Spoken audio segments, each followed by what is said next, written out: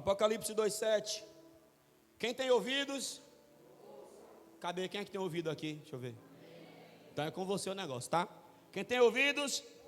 O que o Espírito diz às igrejas: ao que vencer. Repita comigo: ao que vencer. Só os homens.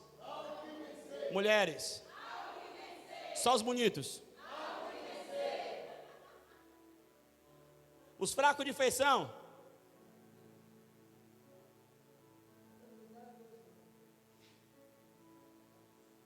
Só os ungidos. Só quem vai para o céu. Só quem vai sair daqui hoje recebendo milagre, sinal, prodígio. Quem tem ouvidos ouça o que o Espírito diz à igreja: ao que vencer, dar-lhe-ei de comer da árvore da vida que está no meio do paraíso de Deus. Apocalipse 2, versículo 11. Quem tem ouvidos ouça o que o Espírito diz às igrejas: ao que vencer não receberá o dano da segunda morte. Apocalipse 2,17. Quem tem ouvidos ouça o que o Espírito diz às igrejas: ao que vencer dar-lhe-ei de comer do maná escondido, dar-lhe-ei uma pedra branca, e na pedra um novo nome escrito, o qual ninguém conhece senão aquele que o recebe. Apocalipse, capítulo de número 2, versículo... cadê? Versículo 26. Ao que vencer e guardar até o fim as minhas obras, eu lhe darei poder sobre as nações, e com vara de ferro regerá, e serão quebradas como vasos de oleiro, como também recebi de meu Pai. Apocalipse 3, versículo 5. Ao que vencer será vestido de vestes brancas, de maneira nenhuma riscarei o seu nome do livro da vida, e confessarei o seu nome diante do meu Pai e diante dos meus anjos. Apocalipse capítulo 3 ainda, versículo 12. Ao que vencer, far-lhe-ei coluna do templo do meu Deus, dele nunca sairá. Escreverei sobre ele o nome do meu Deus e o nome da cidade do meu Deus, a nova Jerusalém que desce do céu do meu Deus, e também o meu novo nome. Apocalipse 3, versículo de número 21. Ao que vencer, concederei que se assente comigo no meu trono, assim como eu venci e me assentei com meu Pai no trono do meu Pai. Diga amém. Me dê sua atenção de presente, por favor. Meus queridos irmãos, é imprescindível notar que o Senhor Jesus, no primeiro século da igreja, ele usou Paulo. A palavra Paulo significa servo, significa pequeno. Ele usou o servo, ele usou o pequeno para falar às igrejas. E Paulo escreve 7 cartas. Ele escreve a Roma, aos Coríntios, à Galácia, aos Efésios, aos Filipenses, aos Colossenses e aos Tessalonicenses. Note, são 7 cartas, são 7 igrejas, são 7 ministrações. No início da igreja, nós vamos ver no final agora, na última hora, o Senhor Jesus usando João. E a palavra João significa gracioso, dádiva de Deus. Deus vai usar o gracioso para trazer a mensagem à igreja do fim. E são 7 igrejas. Você pode achar que é algum tipo de coincidência, mas na palavra de Deus não existe coincidência. A verdade é que as 7 igrejas são 7 dispensações de tempos da igreja do Senhor na terra, e nós estamos vivendo o último tempo da igreja.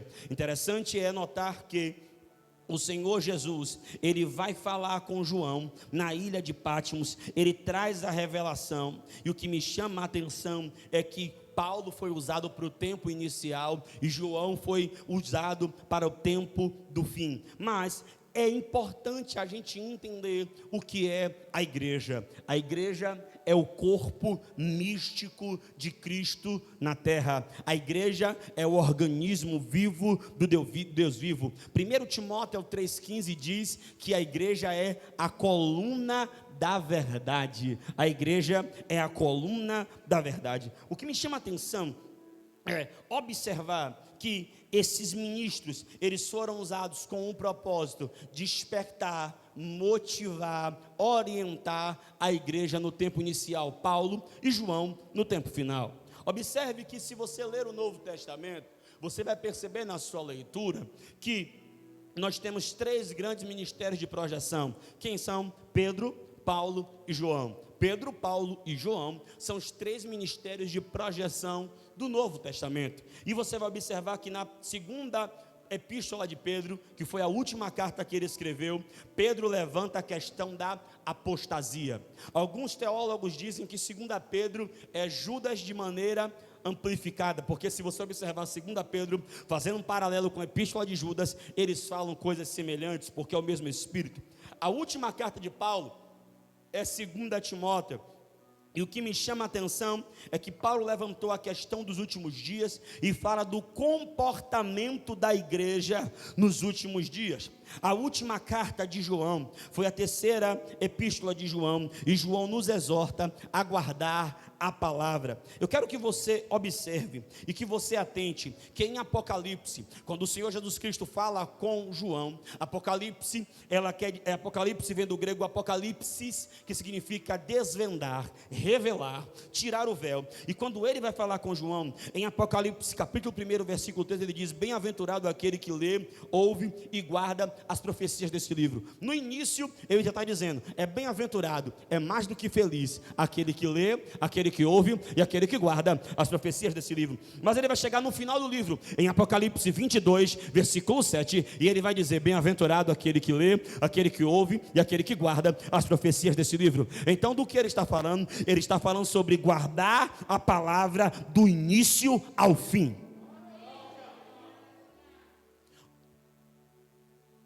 É importante notar que o Senhor Jesus, ele se apresenta a João com vestes talares até os pés. Isso fala da sua posição de sacerdote, porque é ele que intercede por nós à direita de Deus.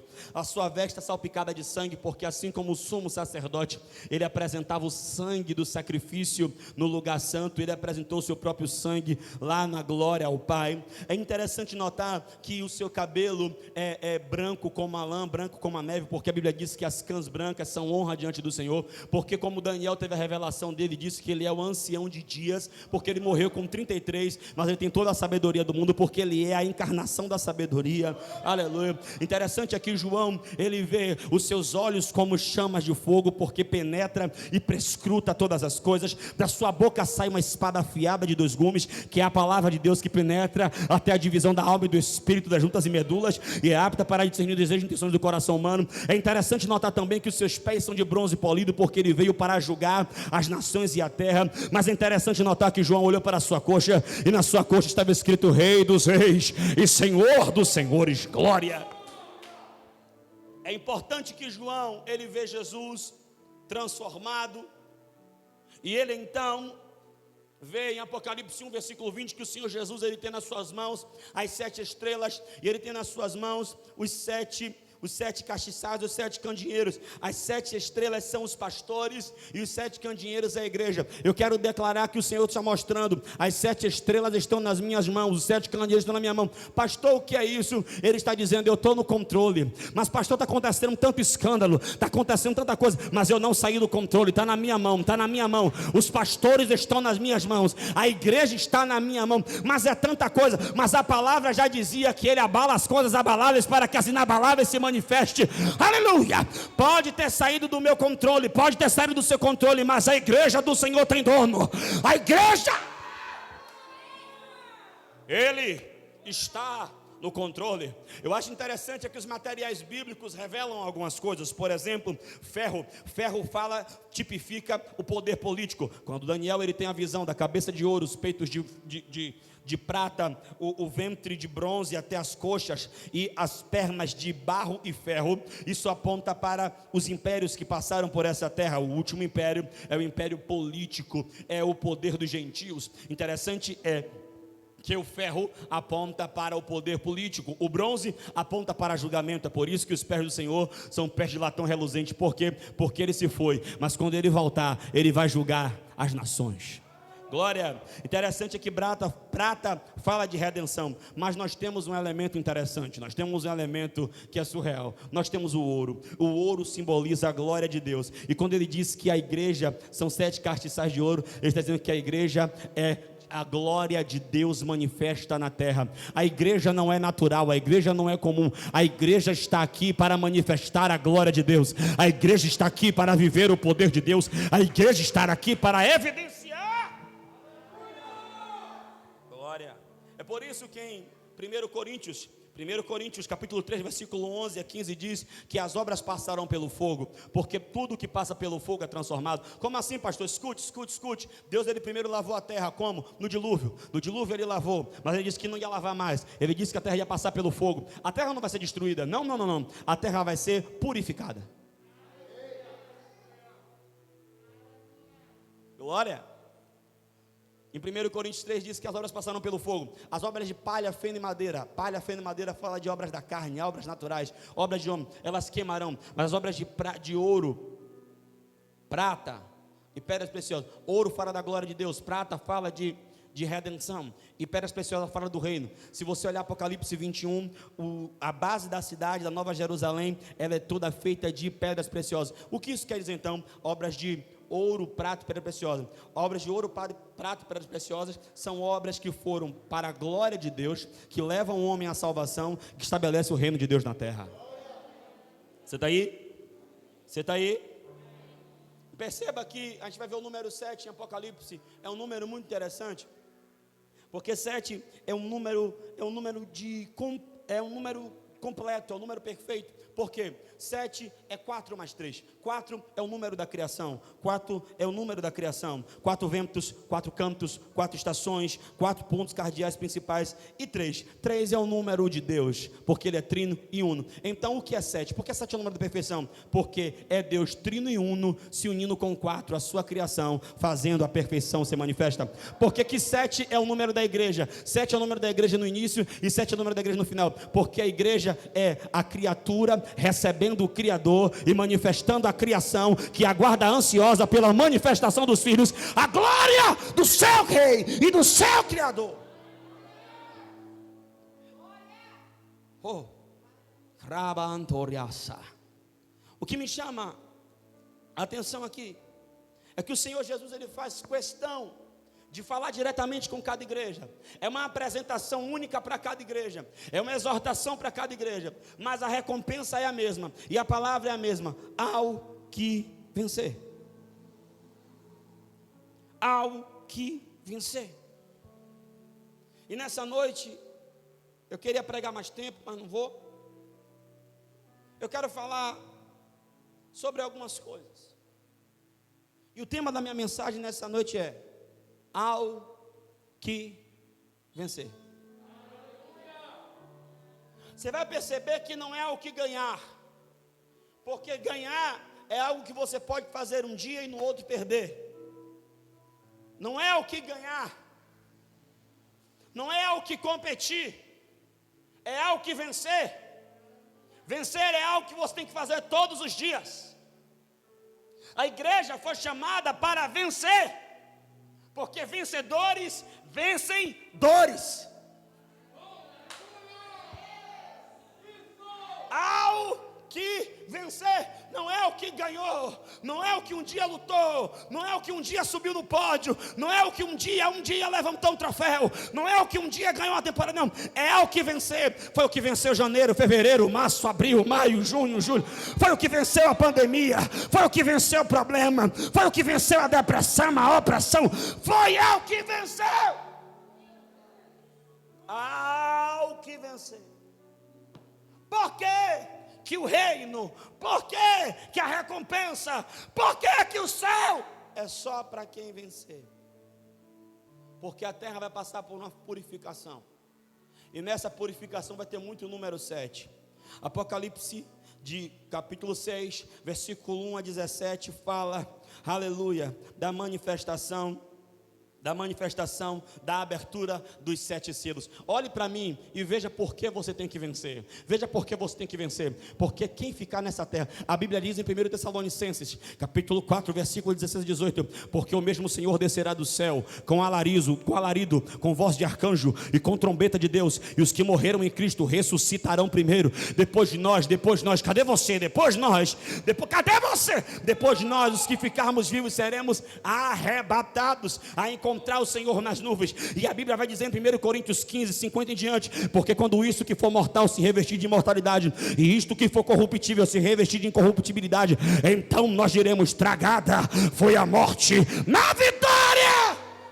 Onde está a morte, a tua vitória? Onde está o inferno, o teu aguilhão? Mas graças a Deus que nos dá a vitória por intermédio do seu Filho amado Jesus Cristo. A igreja vence porque a igreja não quer só ganhar um carro. A igreja vence porque não quer só ganhar uma casa. A igreja vence porque não quer só ganhar um diploma. A igreja vence porque não só quer ganhar um casamento. A igreja vence porque não quer só ganhar um filho. A igreja vence porque nós estamos na terra, mas o nosso alvo é nos céus, da onde nós esperamos o nosso Senhor e Salvador Jesus Cristo. Cadê o povo que vai morar no céu? Levanta a mão, abre a boca e glorifica. Oh glória, oh glória. Pastor, mas para quem ficar na terra? Pastor, mas para quem não se arrepender dos seus pecados? Pastor, mas para quem não entregar a vida a Jesus Cristo? Eu quero falar uma coisa. Vão se abrir 7 selos. Mas sabe, eu estava prestando atenção em uma coisa. No restaurante, dependendo do restaurante, o restaurante é para todo mundo, porque ele está aberto a todos. Mas nem todo mundo pode, porque aquele restaurante é muito caro. Aleluia. Morar em determinados lugares, determinados endereços, é para todo mundo. Mas nem todo mundo pode, porque é muito caro. Existem certas roupas de certas grifes, certos sapatos, e as irmãs aqui entendem muito bem, certas bolsas que é para todo mundo que tem dinheiro pode, mas nem todo mundo que quer pode, porque é para todo mundo, mas nem todo mundo pode. O céu é diferente, todo mundo pode. Só precisa entregar a vida a Jesus Cristo e confessá-lo como seu Senhor e Salvador. Porque eu vou lhe dizer uma coisa: esse céu vai se abrir, os sinais já estão se cumprindo. Desperta, ó Israel, acorda, Israel, prepara-te, ó Israel, para se encontrar com o Senhor teu Deus. Porque quem ficar na terra vai passar por 7 o quê? 7 selos. Apocalipse 6, versículo 1 a 17. O primeiro selo é o cavalo branco, simboliza a falsa paz, o anticristo. A Bíblia diz que ele tem um arco e foi-lhe dado uma coroa e saiu vitorioso para vencer, para enganar as nações. O segundo cavalo simboliza o cavalo vermelho, simboliza a guerra. Apocalipse 6, 4. E o que estava sentado sobre ele foi-lhe dado o poder que tirasse a paz da terra e que matasse uns aos outros. O terceiro cavalo é o cavalo preto. Apocalipse 6, versículo 5, 6, simboliza a fome. E o que estava sentado sobre ele tinha uma balança nas mãos. O quarto cavalo é um cavalo amarelo, simboliza a peste. Apocalipse 6, versículo 8. E o que estava sentado sobre ele tinha por nome morte, e o inferno o seguia, e foi-lhe dado o poder de matar a 4ª parte da terra. Irmãos, a 4ª parte da terra. Calcule isso aqui, para de tocar aqui agora. Calcule isso aqui, meus irmãos. Olha para cá, porque isso aqui é muito sério. Nós temos no planeta Terra hoje 7,2 bilhões de seres humanos. 7,2 bilhões de seres humanos, pelo qual Jesus Cristo morreu na cruz, derramou seu sangue, foi ao inferno e ressuscitou ao 3º dia. 7,2 bilhões de seres humanos, mas infelizmente uma 4ª parte vai morrer. Se nós fizermos um cálculo em cima de 7,2, porque eu creio que o cálculo vai ser menor, porque seremos arrebatados, digo amém, mas se a gente fazer o cálculo em cima de 7,2, uma 1/3 parte, uma 4ª parte, coisa desse tipo, são 2,6 bilhões de seres humanos que vão morrer e não vão ir para o céu. Nós precisamos nos levantar como igreja e diminuir esse índice. Cada alma que a gente fala do amor de Deus é menos uma alma no inferno, é uma alma no céu.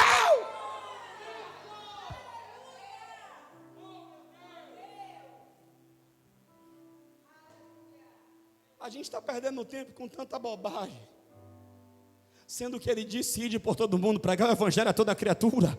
Tem gente lá fora agora precisando do amor de Deus. Tem gente lá fora agora precisando do que você carrega. E o que é que nós estamos fazendo? Desperta, igreja. Nós somos chamados para vencer. Deixa eu correr. 5º selo, Apocalipse 6, versículo 9 e 11. Os mortos que morreram por amor a Cristo. 6º selo, Apocalipse 6, 12 e 17. Um terremoto mundial. Olha o que vai acontecer. Um terremoto mundial, do qual nós nunca vimos em escalas e proporções iguais. As escalas Richter nunca bateram tão alta quanto esse terremoto aqui, ó. Apocalipse 6, versículo 12 e 17.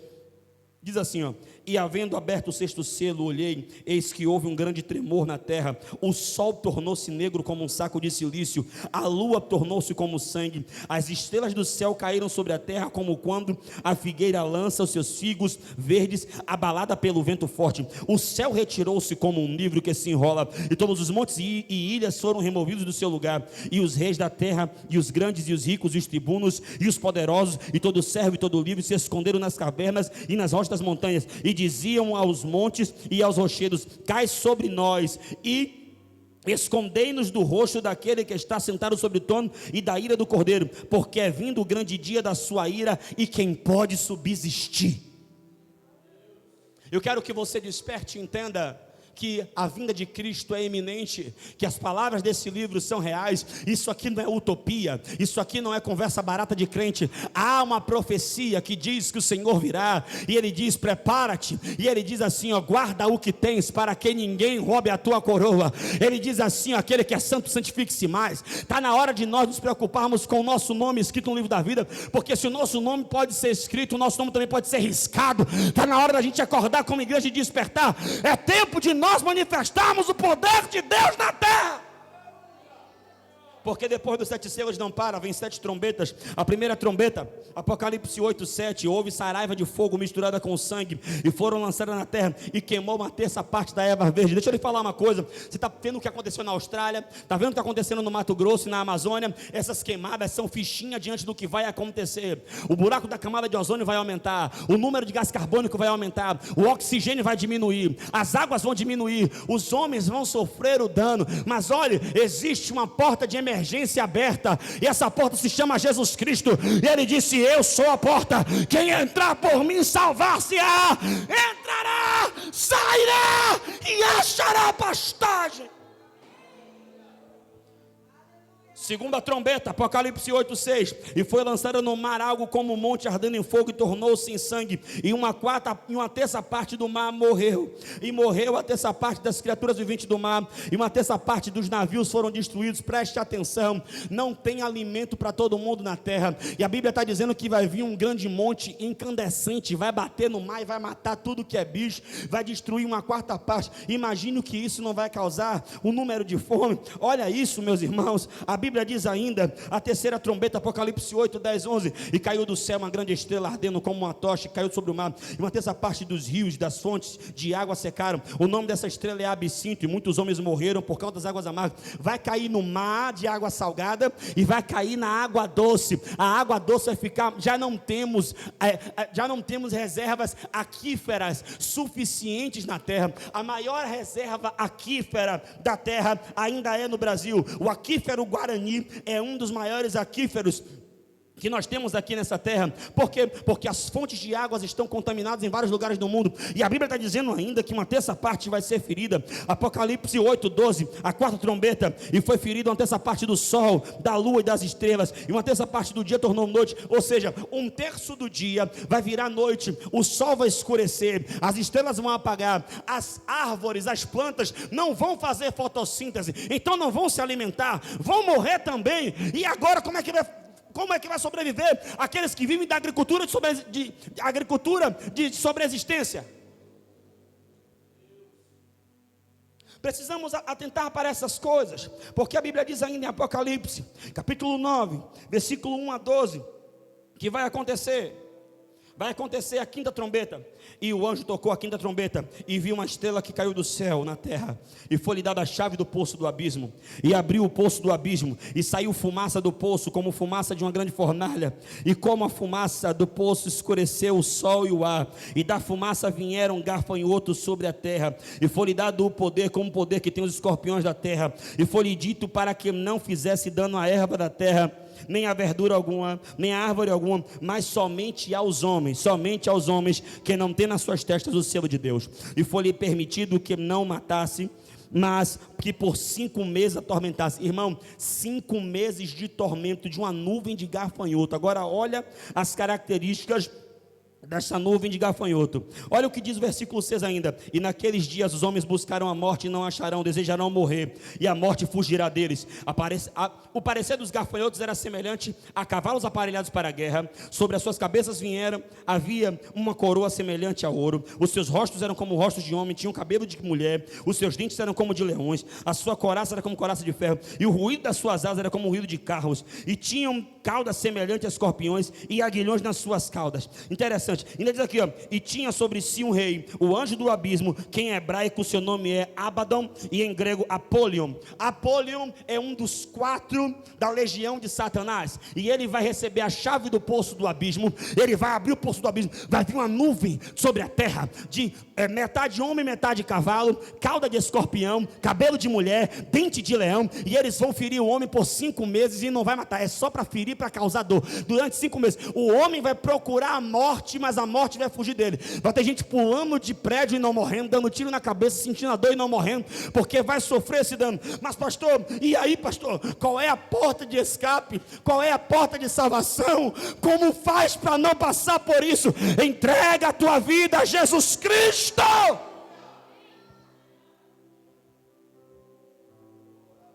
Toda vez que eu penso em parar, eu leio Apocalipse. Toda vez que eu penso em desistir, eu leio Apocalipse. E eu vejo que eu não estou perseverando por homens, eu não estou perseverando por ninguém, eu estou perseverando por aquele que morreu, mas ao 3º dia ressuscitou.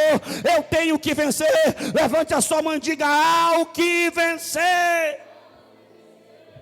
A sexta, meu Deus, a sexta trombeta, Apocalipse 9:13, foi solto os 4. Agora não foi só Apolion não, agora é os 4. Apolion e Abaddon significa destruição, ruína. E agora foi liberado os 4 do inferno. E diz que foi solto e eles liberaram, porque saíram no grande rio Eufrates, e ele sai para matar. Depois ele sai para matar uma terça parte dos homens. E agora a sétima trombeta, Apocalipse 11, versículo 15 e 19, que são louvores e adoração ao Cordeiro. E depois disso não para. São 7 taças. A primeira taça, Apocalipse 16:2, e fez-se uma chaga má e maligna sobre aqueles que tinham o sinal da besta.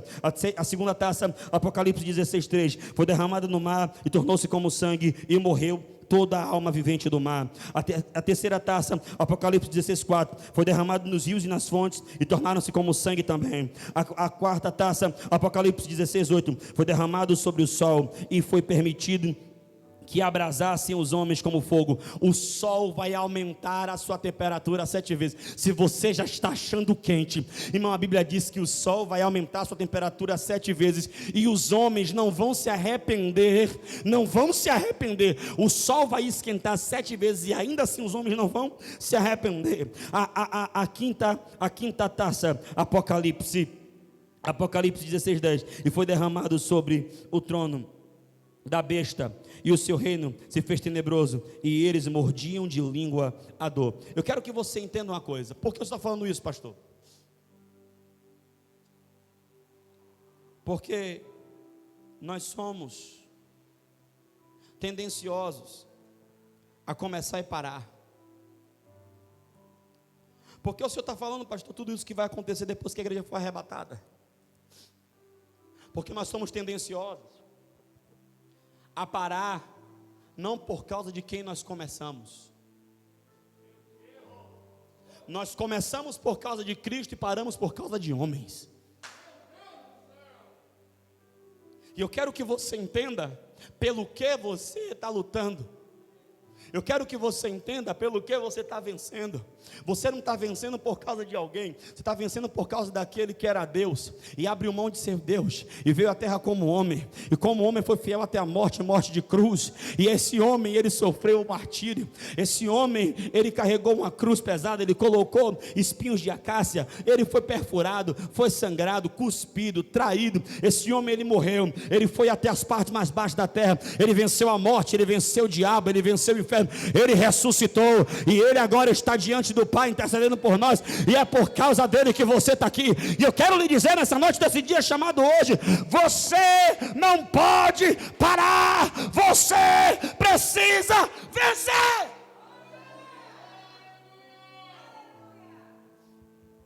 Primeira coisa que você tem que vencer, a você mesmo. O livro de 2 Pedro tem um texto que é fenomenal. 2 Pedro 2, versículo 19 diz: porque de tudo que o homem é vencido, disso ele se torna escravo. Você tem que vencer a você mesmo, porque a sua carne vai dizer eu quero, mas o seu espírito vai dizer não pode. A sua carne vai dizer eu desejo, mas seu espírito vai dizer não deve. E essa guerra ética que nós temos dentro de nós: quero, mas não posso, posso, mas não devo. Nós precisamos entender por que nós estamos lutando. Eu quero lhe dizer que tudo é passageiro. Eu quero lhe dizer que as dores são passageiras. Eu quero dizer que calúnia é passageiro. Eu quero dizer que fofoca é passageiro. Eu quero lhe dizer que pessoas se levantando contra você é passageiro. Eu quero dizer que dívidas é passageiro. Eu quero dizer que problemas são passageiros. Eu quero dizer que necessidades são passageiros. Porque a Bíblia diz: a nossa leve e momentânea tribulação produzirá em nós um eterno peso de glória. Um eterno peso de glória. Um eterno peso de glória. Eu não estou lutando só por essa vida, eu estou lutando pelo porvir. Ao que vencer, não entregue os pontos. Eu não estou lhe incentivando a lutar por homens. Homens não merecem. Homens não vale a pena. Alimente um cachorro por 3 dias e ele nunca vai se esquecer de você por 30 anos. Alimente um homem por 30 anos e ele esquece de você em 3 dias. O ser humano é ingrato. O ser humano... Mas não é por homens. Por que você está aqui, meu irmão? É por causa de Jesus? É por causa de Jesus? Se é por causa de Jesus, então vença a sua carne. Pastor, não é fácil. Quem foi que disse que era? Quem quiser vir após mim, negue-se a si mesmo. Tome a sua cruz. E deixa eu lhe dizer, a cruz não é ortopédica. Vai doer, mas vale a pena. Vença a si mesmo. Vença a si mesmo. Olhe para mim. Olhe para mim. Você não é isso que a circunstância está dizendo que você é. Você é o que a palavra diz que você é. A palavra diz que você é forte. A palavra diz que você é destemido. A palavra diz que você é poderoso. A palavra diz que você vence muralhas, salta exército. A palavra diz que você é imbatível, que você é imparável. A palavra, fica com a palavra. Fica com a palavra. A palavra diz em Apocalipse 12:8: e eles venceram pela palavra do seu testemunho. Você vai vencer pela palavra. É a palavra. Você não foi chamado para ser derrotado. Levante a mão e diga assim, ó: não pode alguém que nasceu para dar certo ser derrotado. Então diga em Cristo Jesus: eu sou mais, eu sou mais, eu sou mais que vencedor. Você pode celebrar por essa palavra.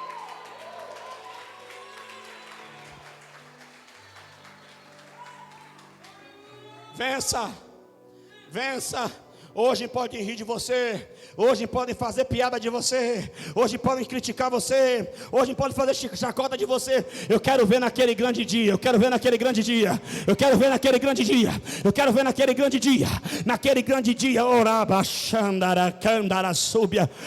O mundo que disse que a igreja era maluca, o mundo que disse que a igreja era doida, o mundo que disse que a igreja que era um povo maluco, era um povo que não entendia.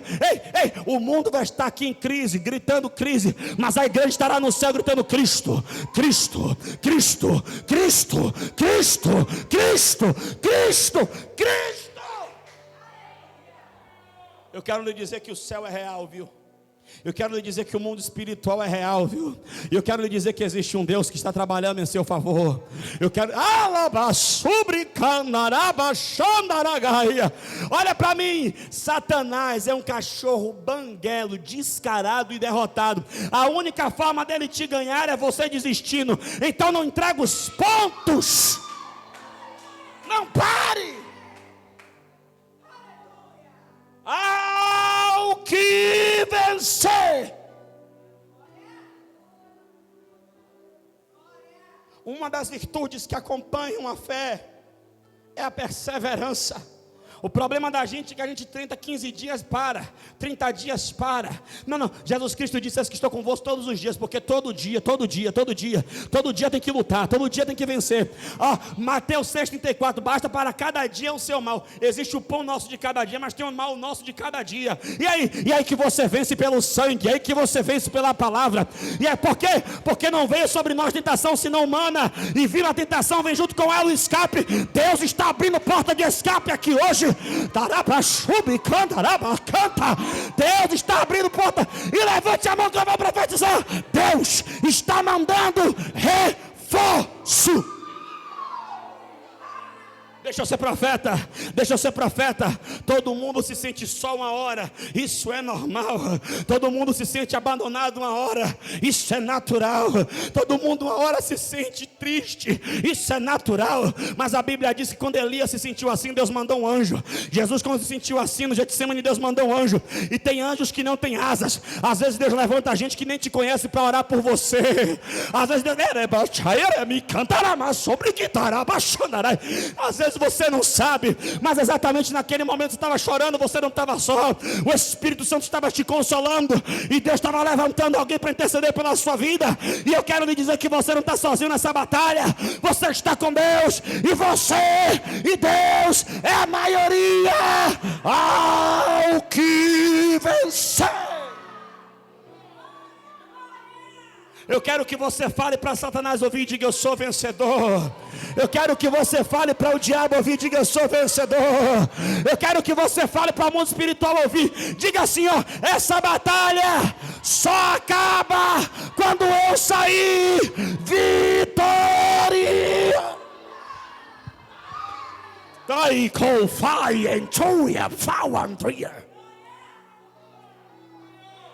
Ao que vencer. Ao que vencer, ao que vencer, vença você mesmo, vença o pecado, vença o pecado. Pastor, como é que vence o pecado? Deus falou com Caim: o pecado está à porta, convém te dominá-lo. Como assim, pastor? Irmãos, a verdade é essa, é dura, mas é verdade. A verdade é que a gente peca porque a gente quer. Olha o caminho do pecado. Tiago capítulo 1, versículo de número 13, 14 e 15. Ninguém sendo tentado diga: de Deus sou tentado, porque Deus não pode tentar a ninguém pelo mal, e a ninguém tenta, mas cada um é tentado quando atraído e engoldado pela sua própria concupiscência, e havendo a concupiscência concebido, dá à luz o pecado, e o pecado consumado gera morte. Sabe, as pessoas que não conhecem a palavra dizem assim: não tem pecadinho nem pecadão. Isso é antibíblico. Tem sim. Deixa eu ensinar o caminho do pecado que eu vou explicar. Eu sou tentado no que você não é tentado, e você é tentado naquilo que eu não sou tentado. Porque o que é tentação para mim não é tentação para você. Eu sou homem, mas às vezes mulher para mim não é tentação. Às vezes o que é tentação para mim é dinheiro. Eu sou homem, mas às vezes não é nem mulher nem dinheiro, é poder. Porque a Bíblia diz em 1 João o seguinte: de tudo que há no mundo é a concupiscência da carne, concupiscência dos olhos e a soberba da vida. São nessas três coisas aqui que nós somos tentados. Pastor, concupiscência da carne, concupiscência dos olhos, soberba da vida. Traduz isso: a barra da saia, a barra de ouro e São João da Barra. Quem entendeu? Cada um é tentado em uma coisa. O que me atrai não lhe atrai e vice-versa. Só que olha como o texto está dizendo aqui, é tentado. Tem problema em ser tentado? Diga não. Diga: todo mundo é tentado. Inclusive Jesus, a Bíblia diz em Hebreus que em tudo foi tentado. Tentação vem sobre todo mundo. Mas olhe bem, tentado. Segundo passo: atraído. Olha quantas oportunidades a gente tem de não pecar. Tentado, depois foi atraído, depois é engodado. O negócio começa a te prender. Porque o diabo, o pecado vai te levar longe demais. Mas ainda dá tempo de você se livrar. Mas você ainda vai. Porque a gente gosta de brincar com o pecado. A gente lê a história de Sansão, mas a gente acha que aquilo não é exemplo para a gente. E a gente está indo. Aí a concupiscência vai conceber. Irmão, eu falei aqui sobre a lei da gravidez. Alguém engravida hoje e pare amanhã? Tem condição? É concebido. O pecado vai tomando forma. E isso aqui, irmão, é com todo mundo, inclusive comigo. Não tem bom aqui não. É com todo mundo aqui. É porque a gente tem a cara cínica de quando o pecado do irmão aparece, a gente julga e esquece que o nosso que está oculto, também a gente acha que porque o nosso está oculto, o do irmão está aparente, critica do irmão. Mas eu vou lhe dizer uma coisa, a misericórdia que você exerce com seu irmão, volta para você. O juízo que você exerce com seu irmão, volta para você também. Tome cuidado.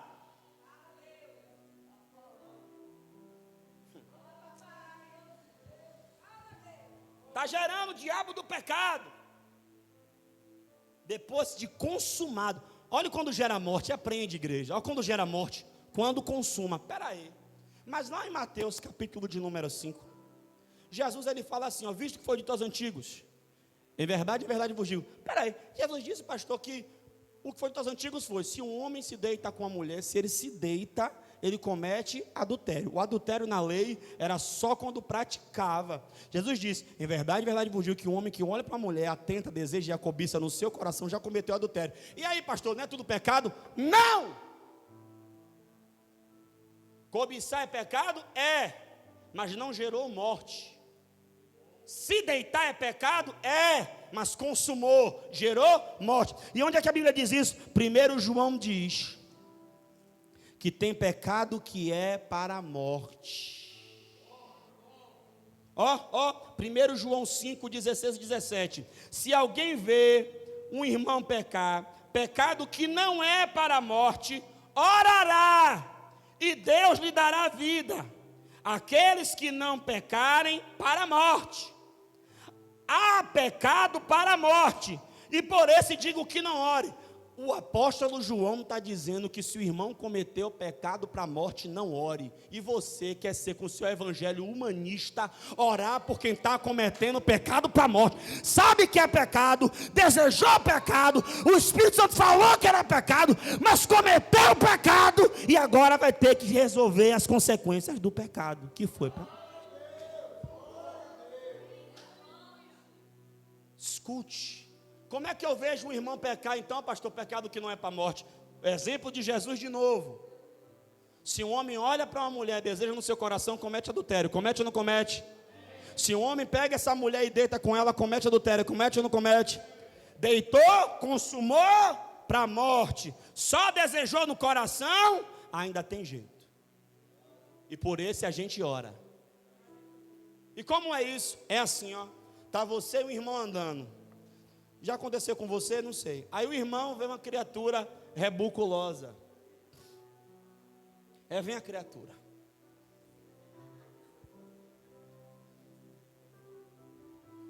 Aí o irmão, o criaturo, dá uma de ventilador quebrado.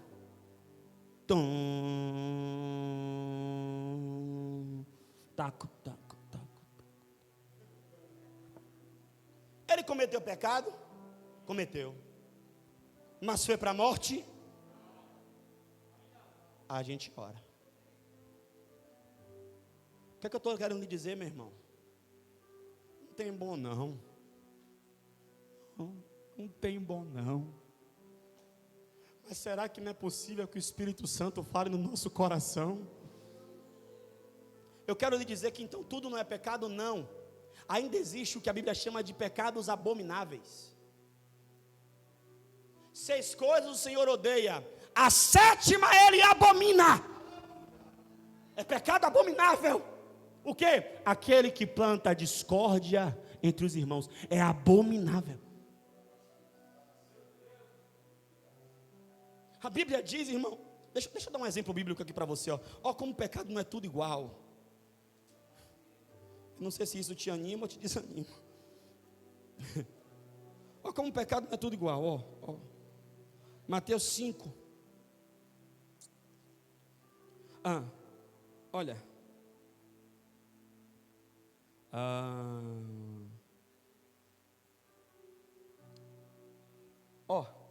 5:22. Porém vos digo que qualquer que sem motivo se encolerizar contra seu irmão é réu de juízo. Qualquer que disser a seu irmão raca é réu de sinédrio. E qualquer que disser louco é réu do inferno. Percebeu que para cada atitude ele é réu de um lugar diferente? De novo, se eu pego A, viu, irmão? Pego A sem motivo, do nada. Sabe? Você que é metido a brabo, metida braba. Isso. Boa. Delícia. Escuta aqui, cremosa. Ó. Se encolerizou, é réu de juízo. Você vai ser julgado. Tudo bem. Mas julgado você pode ser condenado ou não. Está aqui? Mas se você disser raca, o que é raca? Idiota. Cuidado com o que você fala contra as pessoas, porque as suas palavras vão testemunhar contra você diante do juízo de Deus. Jesus Cristo disse: todo homem dará conta de toda palavra frívola que disser. E sabe, segundo Pedro e Judas diz, olha para aqui, Nonato. Segundo Pedro e Judas diz que os anjos, eles têm temor e não lançam palavra de maldição, de juízo contra os demônios. Miguel não quis lançar palavra de maldição, de juízo contra Lúcifer. Então ele não xingou nem amaldiçoou Lúcifer. Disse: o Senhor te repreenda. E segundo Pedro vai dizer assim, só que os homens são loucos, são como animais racionais. Eles olham para os homens que são imagem e semelhança de Deus e lançam palavra de juízo. Se eu falo contra uma autoridade, eu estou falando contra o Deus que aquela autoridade representa. Você tem que vencer por causa disso. Diga amém, vá. Você tem que vencer o mundo. Aprendeu que pecado não é tudo igual? Muito bom. Você tem que vencer o mundo. A Bíblia diz: essa é a vitória que vence o mundo, a nossa fé. Irmãos, é impressionante como o mundo vem vencendo os crentes. A forma como nós tratamos os problemas, resolvemos os problemas, a forma como nós desenvolvemos as coisas, nós não vemos a essência e o caráter de Cristo. Eu tenho que lhe dizer uma coisa, irmão: o mundo jaz no maligno. Por isso Paulo disse: já estou crucificado com Cristo, e agora a vida que eu vivo na carne, não vivo mais eu, mas Cristo vive em mim, e eu vivo para a glória de Deus. Eu não tenho nada com o mundo, não tenho linguagem do mundo, comportamento, mas crente é um bicho engraçado. Isso é música do mundo, isso é música de crente. Desculpa, nesse livro não fala isso, porque quem me viu passar na prova e não me ajudou, é música de crente? Poxa, e aquela daquele rapaz que morreu, que diz assim, ainda que eu falasse a língua dos homens e falasse a língua dos anjos, sem amor eu nada seria. E aí, essa daí é do mundo ou é de crente?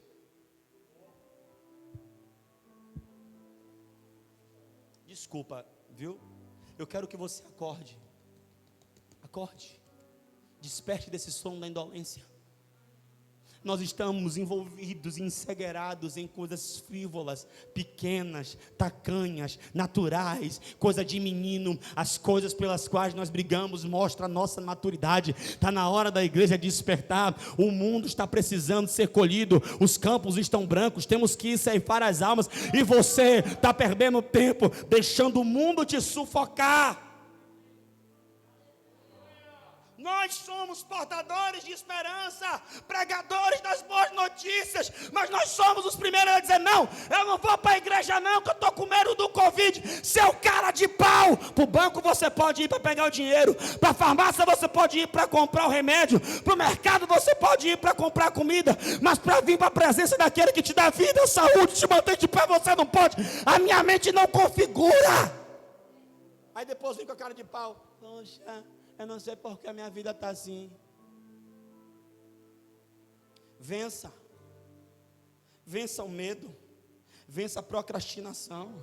Sabe por que medo, procrastinação, carnalidade? Sabe por que esses sentimentos brotam? E sabe por que a gente fica preso nessas coisas? Porque nós não praticamos os pilares. Nós não oramos o quanto deveríamos. Não lemos a palavra o tanto que deveríamos. Não jejuamos o tanto que deveríamos. Irmão, nós não adoramos o tanto que deveríamos. Não confessamos o tanto que deveríamos. E eu vou aconselhar um jejum para a igreja. Faz um jejum de palavra.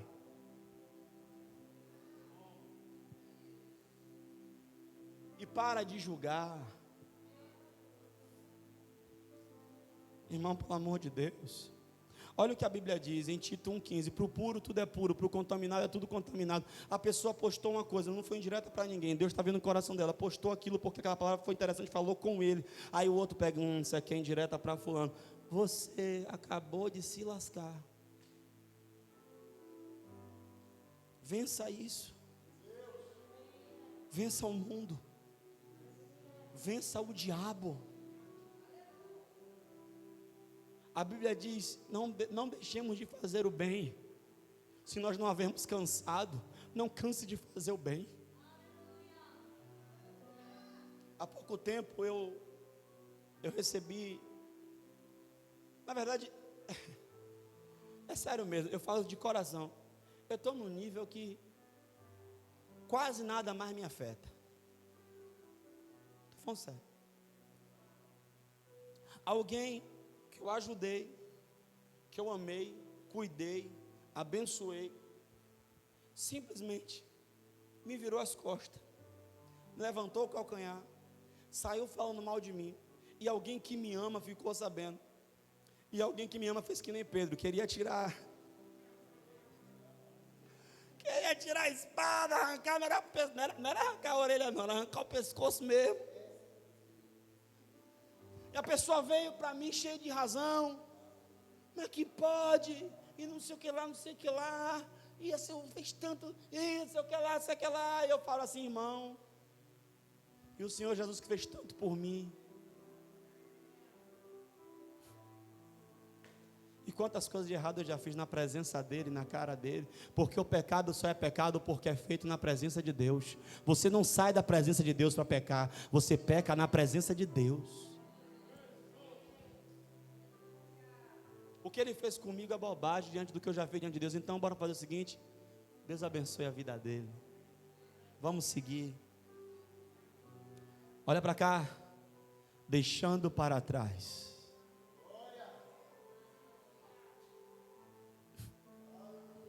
Deixando para trás as coisas que com elas ficam. Sigamos, sigamos para o prêmio da soberana vocação. Irmãos, não que eu já tenha alcançado, mas uma coisa eu faço: deixando para trás. Deixe para trás a sua justiça própria. A minha justiça, a sua justiça para Deus é trapo de imundícia. Deixe para trás na carnalidade. Deixe para trás, olhe para mim, deixe para trás. Vença. Como é que eu venço, pastor, o mal? Vença o mal com o bem. É isso que a palavra diz. A palavra não diz que se alguém falou mal de mim, eu tenho que falar o dobro. Vença o mal com o bem. Alguém ficou assustado. Uma situação muito difícil se levantou. Eu não estou pregando coisa que eu não vivo. E alguém que eu amei, cuidei, abençoei, saiu falando mal de mim, e a pessoa vinha assim, o senhor é amigo dele? Eu dizia, eu sou amigo dele. Pô, mas ele fala tão mal do senhor e falar isso, eu sou amigo dele. Sabe por quê? O mal que fazem a você não é culpa sua, é o caráter deles.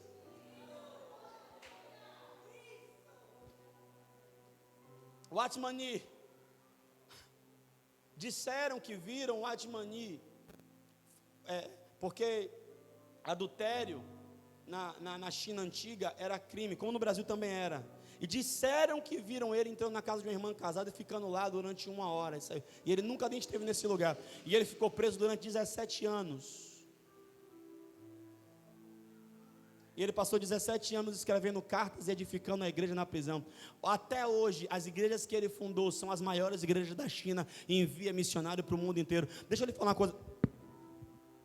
Olha para cá agora. Deixa eu lhe falar uma coisa sobre vencer. A nossa mente sobre vencer é uma mente hollywoodiana. A gente acha que vencer é dar a volta por cima. A gente acha que vencer é mostrar para todo mundo que agora eu estou bem. Não, isso não é vencer. Isso é seu ego inflado, a sua carne inchada, querendo dar resposta social para os outros. Vencer para Deus é ver Jesus moído na cruz e Deus olhando a Paulinho dizendo: você venceu. Por que venceu? Venceu porque me obedeceu. Venceu porque cumpriu a palavra. Venceu porque fez a minha vontade. Venceu porque negou a si mesmo. Venceu porque foi fiel até a morte. Isso é vencer. Paulo, a nossa mente é muito hollywoodiana. Paulo venceu como? Indo ser decapitado em Jerusalém, podendo fugir. Pedro venceu como? Sendo crucificado de cabeça para baixo, porque ele disse: eu não sou digno de morrer igual ao meu Senhor. Ei! Nem sempre ganhar é vencer.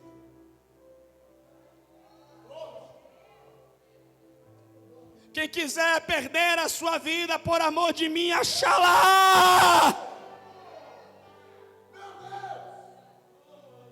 A nossa mente é muito hollywoodiana.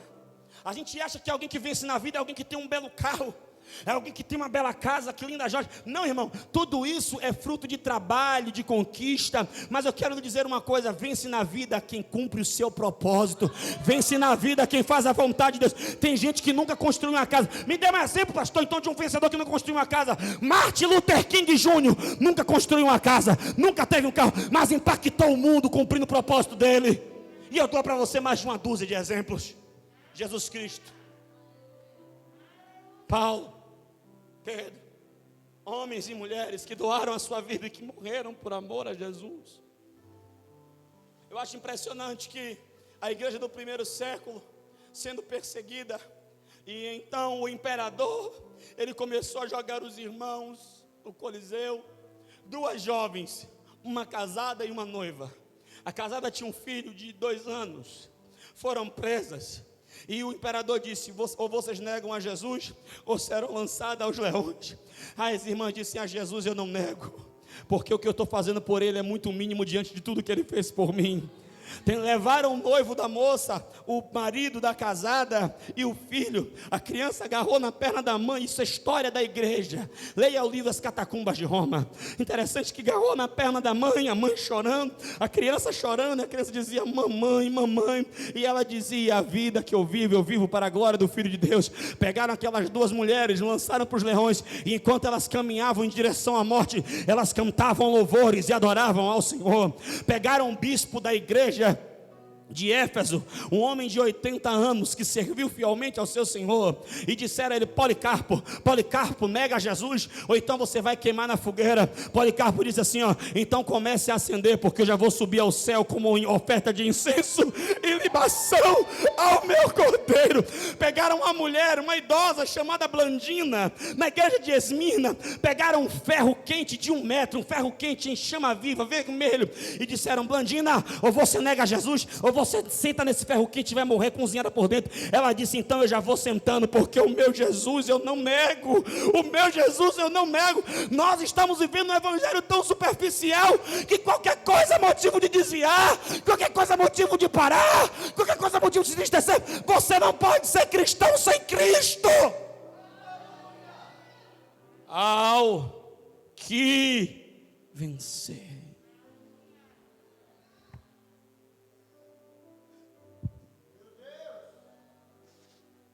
Não consegue vencer uma tentaçãozinha besta, e fica um bocado de crente, me desculpa, mas um bocado de crente tolo. O diabo está se levantando contra a minha vida. O diabo vai se levantar contra a vida de alguém que não impacta ninguém. É porque fizeram a obra de macumba para a minha vida. Você sabe quanto custa uma vela?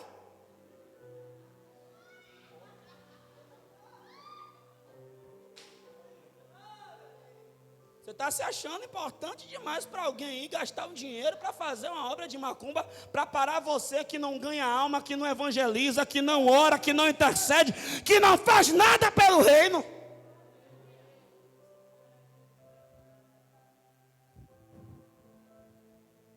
Vença. Vença. Vença a sua carne. Vença. Vença. A Bíblia não diz que você ia ter vontade de orar, então ore com vontade ou sem vontade. A Bíblia não diz que você ia ter vontade de ler a Bíblia, então leia com vontade ou sem vontade. Há o que vencer. Para terminar,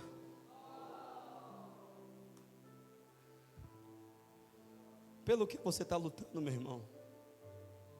Eu estou nessa terra só de passagem. Agora, enquanto eu estiver passando aqui, eu vou passar bem, porque é isso que a palavra diz. Mas eu estou de passagem. Mas olha isso, ao que vencer.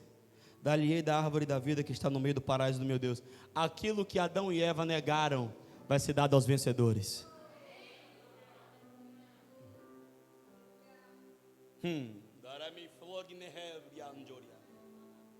Querida, vença essa tentação. Se você ficar buscando justificativa para pecar, você vai achar muita. Porque fizeram, porque falaram, porque... Não. Agora busque só uma justificativa para ser fiel. Jesus morreu por mim.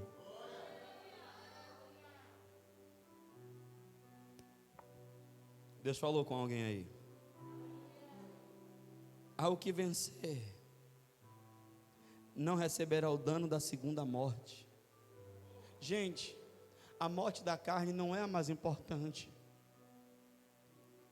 A pior é a eternidade longe de Deus.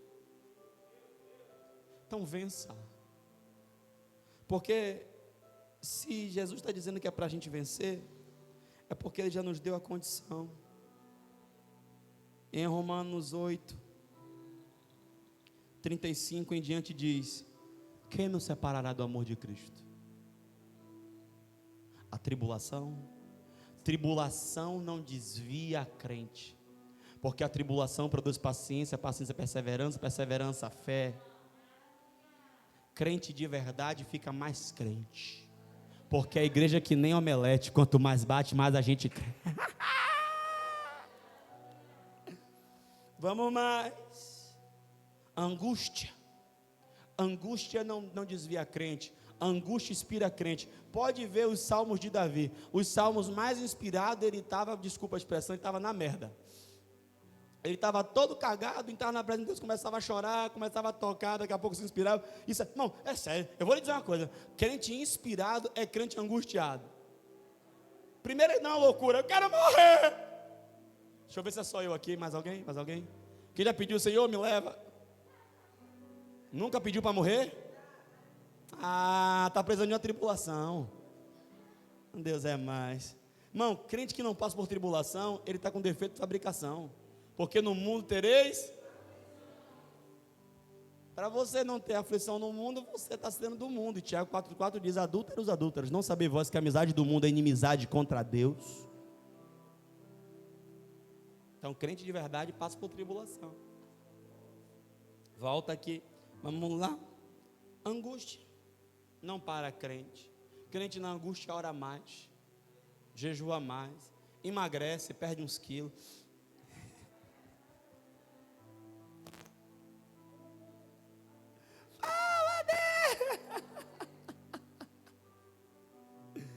Perseguição. Deixa eu falar o que é perseguição. Porque tem um bocado de gente descarada que está dizendo: estou sendo perseguido. Não. Perseguição é: eu não fiz nada para estar sendo perseguido assim. Isso é perseguição. É alguém olhar na sua cara: você nunca fez nada, não gostei de você. O meu santo não bateu com o seu, é porque o meu é santo, o seu não. Isso é perseguição. Agora, você fez merda e tem alguém falando da merda que você fez, aí não é perseguição não, aí é orar para passar. Fome. Pastor, o crente passa fome na África. Cadê Sandra? Não estou vendo. Teve uma inundação agora aqui em África, e tem vários missionários lá passando fome. gente que é profissional, dentista, gente que é serviço social, enfermeiro, gente que estudou, e aí deixou tudo para ir para lá, para pregar o evangelho, e chegou lá, está passando, não é maluco não, é gente que foi enviado, gente que está passando fome, por amor de Cristo. Fome desvia crente, pastor? Não, porque crente com fome, ele ora mais para Deus mandar comida. Eu não sei o que é isso não. Quem está falando aqui sabe do que está falando. Aí eu vou continuar aqui agora, viu? Nudez, perigo, espada, como está escrito, por amor de ti somos entregues à morte todo dia. Morra. Quem lembra? Morra. Você tem que ser tratado. Mas em todas estas coisas somos mais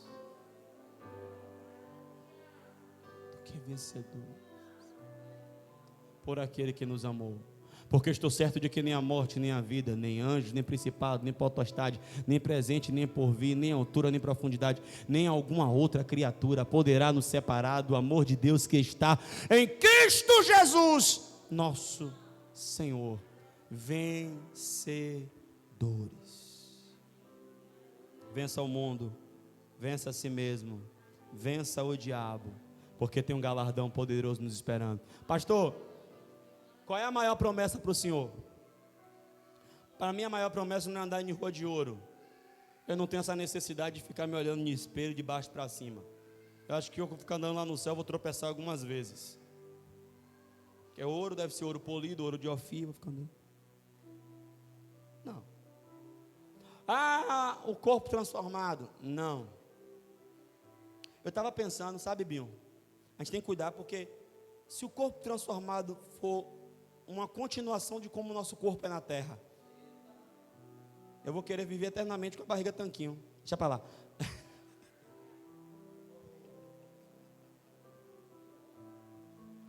A mensagem está tão densa que os irmãos não estão nem conseguindo rir mais. Mas vamos lá. Essa é a mensagem boa. Não é que a tampa da chaleira sobe, é quando o fundo cai. A maior promessa para mim é essa aqui, ó. Assim como Ele é, nós o veremos face a face. É por isso que eu estou vencendo. É por isso que eu estou vencendo. É por isso que eu estou vencendo. Vença. Vença. Vença. Agora olhe para mim. Não se dê por derrotado porque você não venceu hoje. Você tem amanhã para vencer. Pô, mas eu não venci essa semana. Tem uma nova semana. Tem uma nova oportunidade. Tem uma nova chance. E quanto à vida, a esperança. Deus, Ele está nos convidando para chegar mais perto. Se coloque de pé.